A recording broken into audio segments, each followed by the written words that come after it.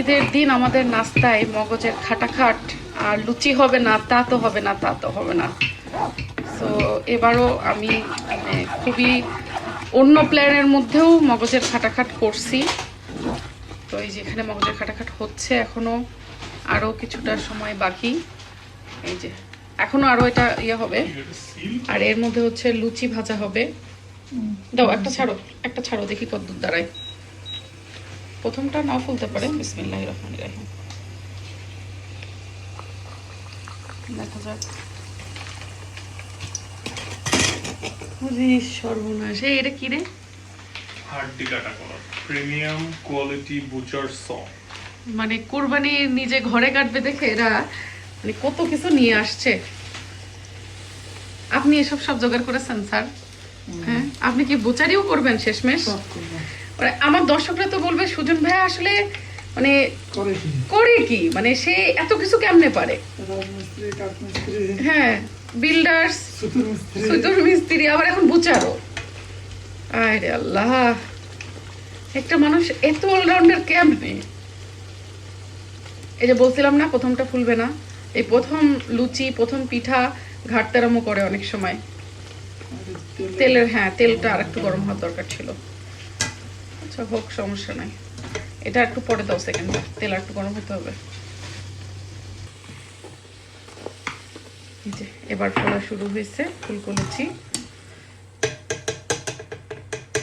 তেল গরম হওয়াটা প্রপারলি, এটা একটা অনেক বড় ম্যাটার। মানে বেশি ঠান্ডা তেলেও হবে না, আবার বেশি উত্তপ্ত তেলেও হবে না।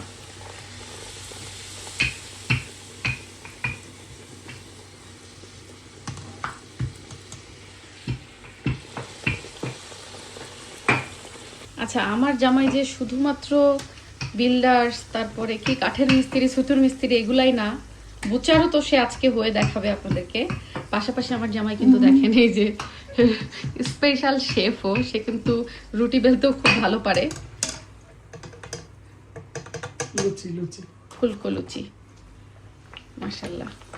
অবশ্য সে হচ্ছে এই বেলাবেলির কাজে বা আটা ছেনা বা মথার কাজে আমাকে বরাবরই সবসময় হেল্প করে, কারণ এটা আমার হাতের এই যে কাটার জন্য আমার উপায় নাই, আমি পারি না।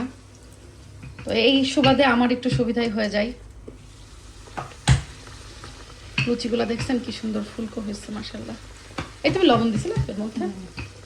যাক, অনেকে জিজ্ঞাসা করেন আমরা এর মধ্যে বেকিং সোডা দেই কিনা। না, আমরা বেকিং সোডা বা খাই সোডা কোনো কিছুই দেই না, বেকিং পাউডার কিচ্ছু দেই না। জাস্ট ময়দা দিয়ে, তেল আর লবণ আর পানি, এটা দিয়ে ছানা হয়। কিন্তু আমরা করি হচ্ছে এটা ময়দা দিয়ে। আটা দিয়ে কিন্তু লুচিটা অত ফুলকো হয় না। ময়দা আর আটা, এটা অনেকেই আমার দর্শকরা কমেন্ট করে যে পার্থক্য কিনা। হ্যাঁ, আটা আর ময়দা তো পার্থক্য আছে। আপনি দোকানে দেখবেন ময়দা আলাদা কিনতে পাওয়া যায়। তো যে কোনো ব্র্যান্ডের ময়দাই নিতে পারেন, নিয়ে করতে পারেন। তো সবচেয়ে বেশি ভালো হয় হচ্ছে ইফাতের ময়দা দিয়ে। আমরা ব্র্যান্ডিং করে দিলাম ইফাতের। হ্যাঁ, ঠান্ডাও ইউজ করা যাবে না, আবার গরম পানিও না, রুম টেম্পারেচার পানি ইউজ করতে হবে।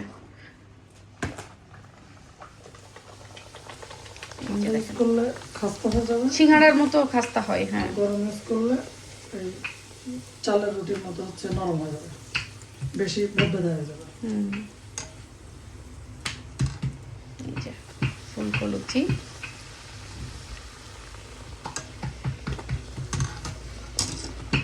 এই যে দেখেন, এটা তো ভরে গেল। এখন আমাদের খাই দাই চলছে।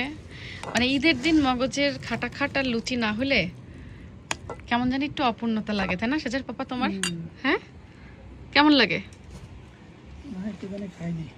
কেমন হয়েছে শোভন? আলহামদুলিল্লাহ, বরকত।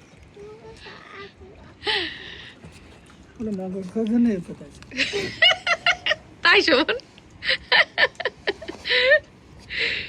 Added benefit.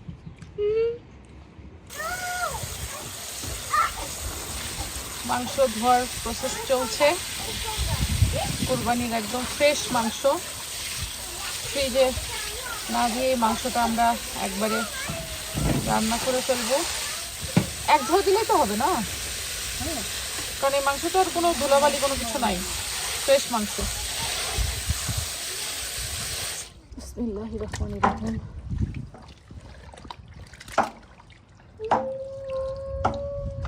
পানি একদম ভালো করে ঝরাই নিতে হবে, নাহলে মাংস থেকে অনেক পানি বেরোবে। কারণ শোল্ডারে এই যে হাড়টা আছে, ফ্ল্যাট একটা হাড় আছে, ওই হাড়টাকে বের করতে হয়। এখন এই হাড়টা কিন্তু এখানে বুচার শপে সাই করে করার দিয়ে মারে ভিতরে কিন্তু দিয়ে দেয়, কিন্তু আমরা তো আর এখন সেটা করতে পারছি না। ওর কথা ছিল রিচ টিচ বাদ দেওয়ার পরে হয়তো আপনার 15 কেজি মাংস রান্না করার থাকার কথা। আমরা মাংস রান্নার প্রিপারেশন নিচ্ছি। বিসমিল্লাহির পেঁয়াজ দিয়ে দিলাম, আর এখানে হচ্ছে যত রকমের গুঁড়া মশলা, তারপরে শুকনা মশলা, লবণ সবকিছু একসাথে দিয়ে দিলাম, অনুমান করে নিছি আর কি। ফ্রেশ আদা রসুন পেস্ট করছি। নর্মালি ফ্রোজেন খাইলেও কুরবানির মাসে আমি অলওয়েজ ফ্রেশটাই দেওয়ার চেষ্টা করি। ফ্রেশ আদা বাটা, ফ্রেশ রসুন বাটা,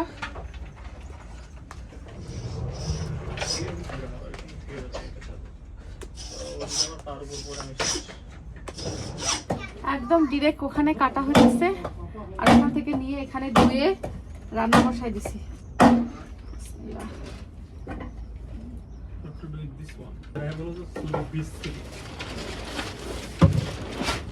আপু তুমি হাত লাগাও, আসো। তুমি হাত দিয়ে মাখাই দিবা, মজা হয়ে যাবে, বুঝছো? তোমার চাইতে মজা কি আর হবে? আরে না না, কি যে বলো। বিসমিল্লাহির রহমানির রহিম।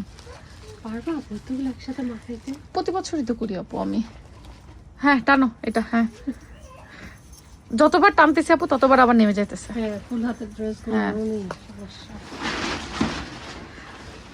প্রতিবারই তো সুজন হচ্ছে যা মাংস ওই যে নিয়ে আসা হয়, বলে যে তুমি হচ্ছে সব রান্না বসাও, যা মনে করো বিলি করার দিয়ে দিয়ে বাদ বাকি সব রান্না বসাও। আমি তো মাংস ফ্রিজে রাখি না, হয়তো অল্প কিছু রাখলে রাখা হয়, বাট এবার তো মাংস বেশি, এবার তো রান্না করে বিলি করেও কিছু ফ্রিজে ঢুকানো লাগবে। তাছাড়া সুজন সবসময় বলে যে কুরবানির মাংস টাটকা, দরকার জ্বালায় খাও, সমস্যা নাই, মেহমান আসুক, মেহমানদের নিয়ে এইটি করে খাওয়া হয়।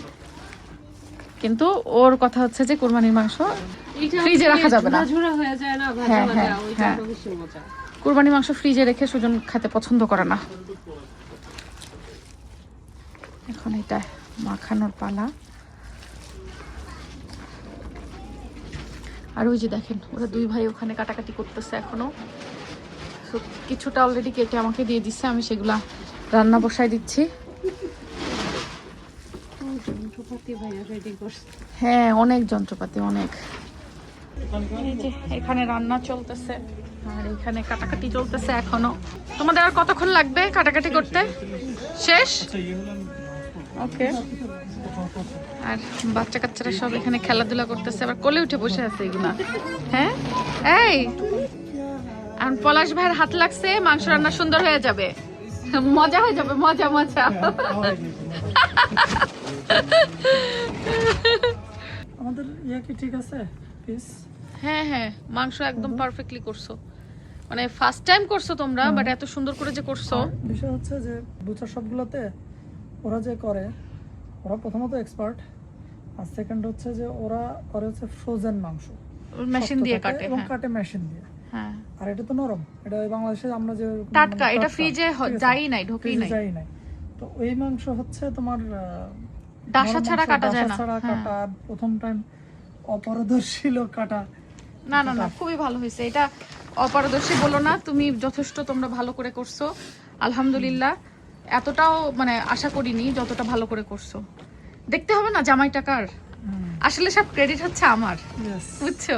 অবশ্যই, মানে তুমি আমার জামাই বিধায় তুমি পারছো, এক্স্যাক্টলি, বুঝছো না? অবশ্যই। আমার মেয়ে হাসতেছে পেছনে।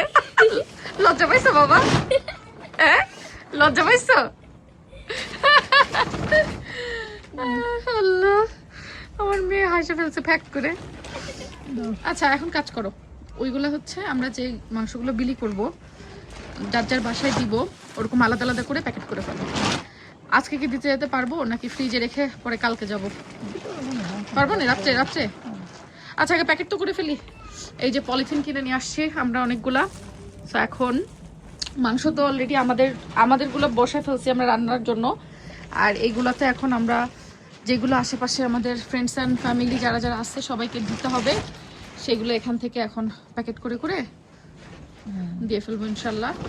আর এই যে দেখেন একটা জিনিস দেখায়, এখানে ওরা ভুড়ি এবং ফেস্কো কলিজা এগুলো দিছে। নর্মালি আমরা যখন বুচার শপ থেকে কুরবানি করি আমাদের কিন্তু এগুলো দেয় না, বাট আমরা এবার ফার্মের থেকে করছি, আমাদের এগুলোও দিছে। কলিজা দেয় মাঝে মাঝে কেউ কেউ। হ্যাঁ কলিজা মাঝে মাঝে পাইছি, হ্যাঁ, বাট হচ্ছে হার্ট, তারপর ফেস্কো, ভুড়ি এগুলো কখনোই পাইনি আমরা। এবারই প্রথমবার আমরা এগুলো পাইলাম। তো এখন এগুলো নিয়েও আমি পড়ছি জ্বালাতনে, মানে ভুড়ি কিভাবে ক্লিন করব সেটা নিয়ে একটু চিন্তা, বাট দেখতেছি কি করা যায়। আর ওই যে বললাম চর্বি বের হয়েছে অনেক, মানে যেহেতু অনেক বড় শিপ ছিল, তো এই যে দেখেন চর্বি প্রায় 5-7 কেজি মতো বের হয়েছে। এখন এই চর্বিগুলো তো আর মাংসের সাথে রাখা যায় না, হয়তো বা চর্বিগুলো ফেলাই দিতে হতে পারে, কি করব বুঝতেছি না। তো এই জন্য চর্বিগুলো আলাদা করে ফেলছে ওরা। তো চলো আগে প্যাকেটিং করে ফেলি।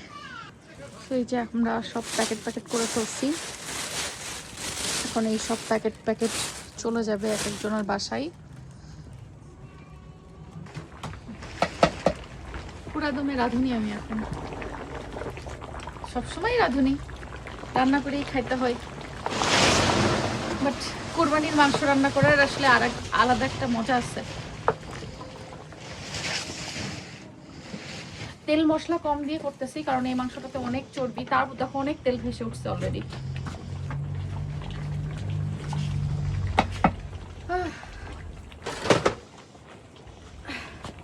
ধান পাচ্ছ? সুন্দর ঘ্রাণ, সুন্দর। আর লাগবে আরো আধা ঘন্টা লাগবে। বাইরে বাতাস অনেক, জাল মনে হয় পুরাটা লাগতেছে না। গরমে মাথাটা তো পাগল হয়ে যাচ্ছে, অনেক গরম। উফ, তাহলে বাংলাদেশের মানুষের কি অবস্থা? বাংলাদেশে তো আরো গরম। Really? Okay. মাংস রান্না করতে করতে সন্ধ্যা হয়ে গেছে আমাদের। তো এখন হচ্ছে এই কষানো মাংসই তুলে খাওয়া হবে ইনশাল্লাহ সবাই মিলে। বাসায় গেস্টও চলে আসছে সবাই, কিন্তু অনেক শিথিরা এখন এসে পৌঁছায় নাই। অনেক শিথিরা আস্তে আস্তে অনেক রাত হবে। তো এখন অন্য গেস্টরা যেহেতু চলে যাবে, তো সবাইকে একটু আপ্যায়ন করে দিই আগে। কোরবানির মাংসের না স্বাদই অন্যরকম হয়, আল্লাহর রহমত থাকে। মাংস অনেক মজা হয়েছে এবং খুবই সুস্বাদু হয়েছে। তাই? সফট হয়েছে। আচ্ছা, মজা সুস্বাদুর মধ্যে আমি সুমনরে বলতেছিলাম যে কত বড় কষাই, এই মাত্র মানে এটারে কাইটা কইটা এখন আমরা পুরো একদম রান্না করে সামনে। ইনশাল্লাহ আসছে বছর গরু হবে। ভাই গরুর সাথে তো থাকতে হবে, কারণ অনেক বড় না এখন। হ্যাঁ সবাই মিলে হইলে গরু দেওয়া যায় না, সবাই মিলে আমরা তো সবাই, আপনারা থাকবেন সবাই একসাথে দিন। হ্যাঁ সেটাই তো। গরু কিভাবে নিয়ে আসবো কিভাবে? আরে গাড়ির পেছনে করে ট্রাক নিয়ে চলে যাবো আমরা কি? হ্যাঁ ভাই হ্যাঁ 2-3 জন গাড়ি নিয়ে চলে যাবো। সিরিয়াসলি হ্যাঁ সবাই একসাথে মিলে হ্যাঁ দিয়ে দিই চলেন। চলেন ভাই আমরা আছি। শফিক ভাইরা দিছে দেওয়া। হ্যাঁ হ্যাঁ বার্মিংহামে শফিক ভাইরা হচ্ছে ওরকম সবাই কয়েকজন মিলে গরু দিছে। শুধু আমাদের একটা মেশিন লাগবে, তাহলে হাড়গুলো কাটাই দিবে। আমাদের ভয় আছে, কোনো ভয় নেই আমার, আমি পিছিয়ে আসি, খালি মাংস আগাই দিই। আমাদের তো দিছে আমি কাছে বলবো তুমি সব সময় সমান থাকবে। সামনে দিবেন ভাইয়া, আগে তুমি কাটা শুরু করো। ও পলাশ ভাইয়ের ইনস্ট্রাকশনেই কিন্তু আজকে কাটাকাটি রান্নাও হয়েছে। পলাশ ভাই রান্নাতেও হেল্প করছে, বিধায় সুস্বাদু হয়েছে। এই ভাই নাড়া মারছিলেন মনে আছে? হ্যাঁ এইজন্য যেটুকু রান্না ও পলাশ ভাই আবার নাড়াও তো মারছে পলাশ ভাই একটা। হ্যাঁ এই কাজগুলা বন্ধু দোস্ত আমি করতে পারবো। শোভন ভাইরও তো নাড়াচাড়া করা শোভন হচ্ছে যে মাংসের পিসগুলা কাটছে, এই জন্য টেস্ট হয়েছে। কানটা এরকম খাড়া করে রাখছে, আমার কথা এখনো বলে না কেন?